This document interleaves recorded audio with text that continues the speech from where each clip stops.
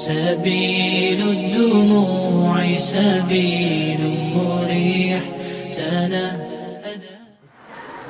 Apakah orang yang berzina harus dirajam?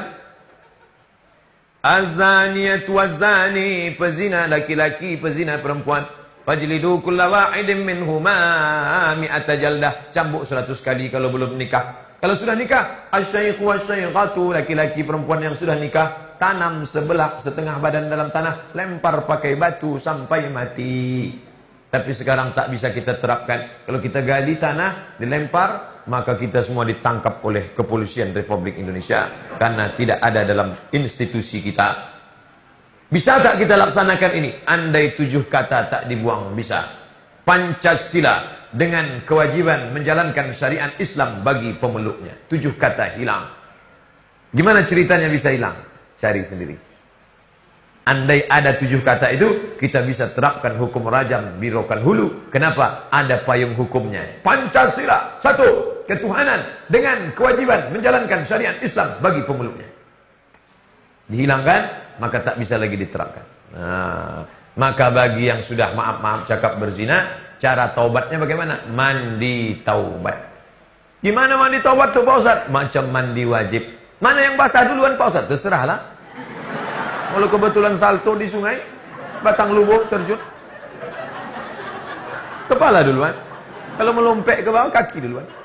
Pak Ustaz, apakah kalau saya mandi di sungai batang lubuk itu hilang dosa saya? Kalau di tengah sungai itu kau mandi, pas banjir bukan cuma dosa hilang, kau pun hilang sekali.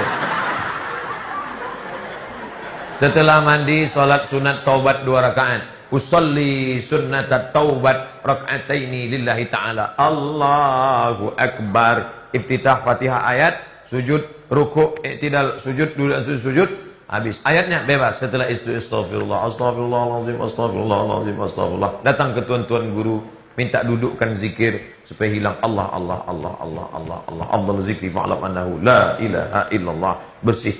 Banyak-banyak sedekah, infak, sesali yang masa lalu. Nanti kalau ada tablik akbar di masjid, tablik akbar beserta muhasabah zikir. Minta, ya Allah, dosa kami begitu banyak ya. Apa yang kau tangiskan tadi? Menyesal aku masa lalu, ku bergelimang dosa. Kau menangis kenapa? Aku tak tahu. Tengok orang nangis, aku nangis juga. Kami 5 bersaudara perempuan semua. Sementara ibu saya sudah meninggal dunia 12 tahun yang lalu.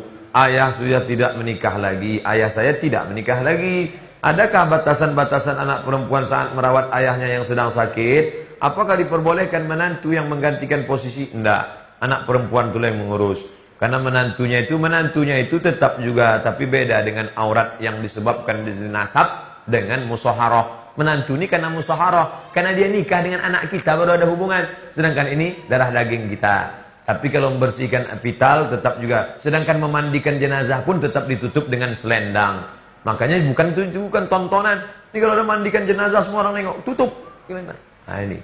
Tetap bersihkan dia, maaf cakap cebokkan dia. Masalah pasangkan kalau dia pakai keteter, pakai ini tak bisa pakai selang segala macam.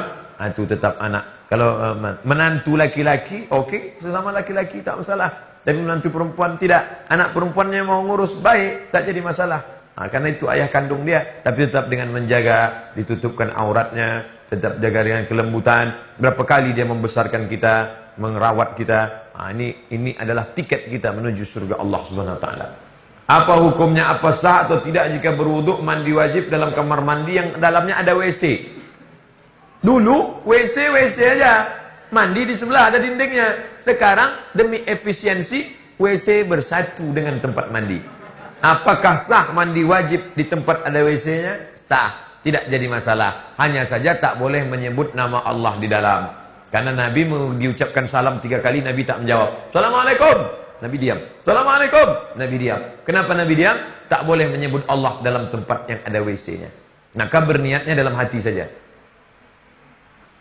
Tapi kalau tak ada, nawaitu raf'al hadasil asghari listibahati sholati fardu alayya lillahi ta'ala. Bismillahirrahmanirrahim. Nawaitu raf'al hadasil akbari. Tapi kalau ada WC, diam. Dalam. Di dalam saja, tak boleh. Sedangkan cincin tak dibawa Nabi ke WC. Nabi kalau mau masuk WC, cincinnya dibuka. Karena cincin Nabi ada tulisan Muhammad Rasulullah. Dibukanya letaknya pintu. Kita jangan letak pintu, hilang. Jika mandi menggunakan bak mandi yang kurang dari 2 kulah, jika percikan air masuk ke dalam bak mandi, apakah mandi itu menjadi sah? Air dalam mazhab Syafi'i bisa menjadi mustakmal. Mazhab Syafi'i tingkat ihtiyat kehati-hatiannya hebat. Makanya tak dimasukkan tangan ke dalam ember. Mazhab Syafi'i. Kalau mazhab Maliki masukkannya tangan, cuci tangan masuk ke dalam. Mazhab Syafi'i hati-hatinya tingkat tinggi. Maka dituangkan dari gayung itu ke tangan, bukan masuk ke dalam. Ini bak, mandi di tepi bak, sampo masuk, sabun masuk, air liurnya pun masuk ke dalam. Lalu diambilnya. Maka alangkah baiknya dari keran yang mengalir diambil, atau baknya besar lebih dari 2 kulah. 2 kulah itu berapa? 60 cm kali 60 cm.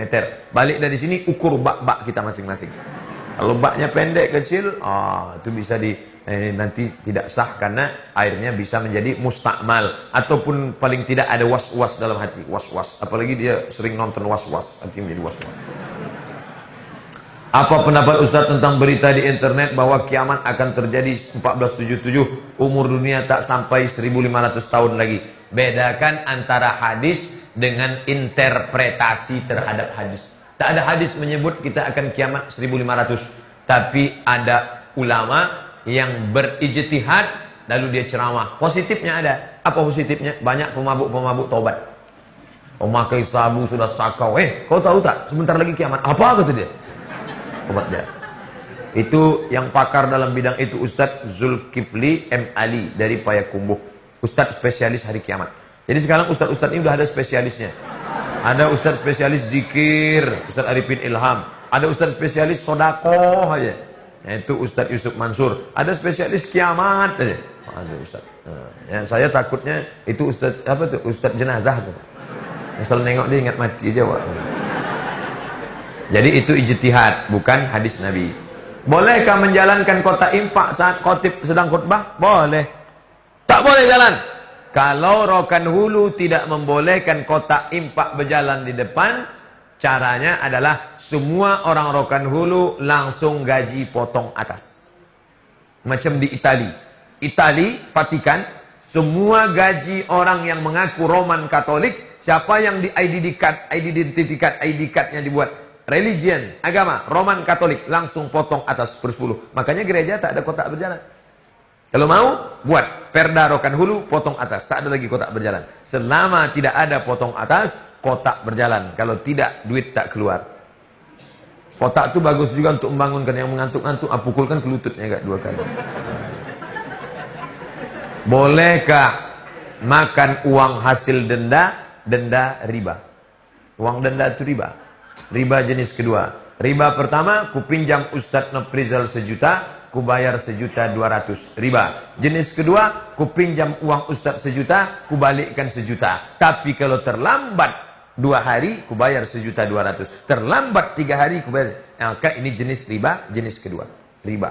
Yang makan riba, doanya tak dikabulkan Allah. Ya Allah, lidah kau makan riba. Lidah yang makan riba tak dikabulkan Allah. Lidah yang kau pakai makan riba, lidah itu juga kau pakai berdoa. Kecuali lidahnya 2, satu untuk berdoa, satu untuk makan riba. Apa hukum pakai hijab? Sedangkan anak ulama ada yang tak pakai hijab. Tak bisa anak ulama jadi hukum. Nanti anak ulama tak pakai baju. Yang penting hijab itu kan hatinya. Yang penting itu hatinya. Saya khawatir nanti datang orang gila. Maaf cakap tak pakai baju. Waktu kita tanya, kok kenapa? Kok kenapa begini? Yang penting itu hatinya pakai baju katanya. Yang boleh nampak macam anak UPP dari ujung ke ujung, yang nampak hanya wajah dan tapak tangan. Yang dimaksud dengan tapak tangan, zahiruha wa batinuha. Ini sama ini, tutup sampai kemarin. Cucuk. Saya bangga UPP bukan Universitas Islam, tapi semangat Islam luar biasa. Dari ujung ke ujung tertutup, jilbab panjang. Wajah boleh nampak, tapak tangan boleh nampak, dan jangan sempit. Di UPP saya belum menengok lagi ada. Jangan transparan, jangan sempit. Tak boleh kain, jarang. Kainnya rapat, pakai lagi dalam. Lalu kemudian pula jangan sempit. Ini ada orang pakai jilbab tapi sempit. Sampai menjerit paha itu.